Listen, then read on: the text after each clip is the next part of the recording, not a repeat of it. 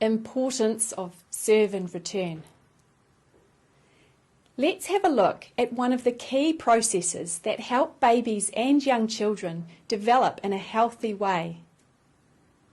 Just imagine that you and I are having a friendly game of tennis. Okay, here's my serve, and back and forward we go. It's enjoyable. We're trying to keep the volley going for as long as we can. Now, what happens if I then slam the ball way out of the court? You're like, what on earth? And probably not very happy with me. You'll be wondering what that was all about and will likely lose a bit of trust in me. The same goes if I just stop playing and ignore your attempts to get the game started again. This is a bit like when we say hello or kia ora to someone and they don't respond. I know I feel a bit stink when that happens and don't quite know what to do next. Did they just not see me? Should I try again? I don't want to anger them by persisting if that's not what they're wanting.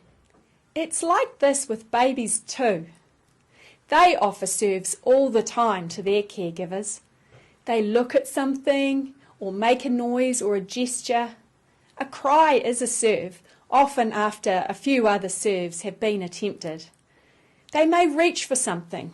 All of these are natural ways for a child to try and connect with the main trusted adults in their lives. When we respond in a sensitive and appropriate way to their serves, such as looking where they're looking, smiling back at them, cuddling them when they're indicating they need us, this is us returning their serve, playing that friendly game of tennis that will ideally go back and forth for a while, for as long as the child needs it to. Babies and young children are taking cues from our returns to their serves and learning about how to interact with others. They are learning the give and take of language and other communications. They're learning whether or not they can trust that someone will be there for them most of the time. They're learning about their sense of worth and developing their own learning by how they are responded to in these early years of their lives. When the serve and return game is interrupted before baby is ready, it can feel a bit like it did for you when I slammed the tennis ball away or just stopped playing.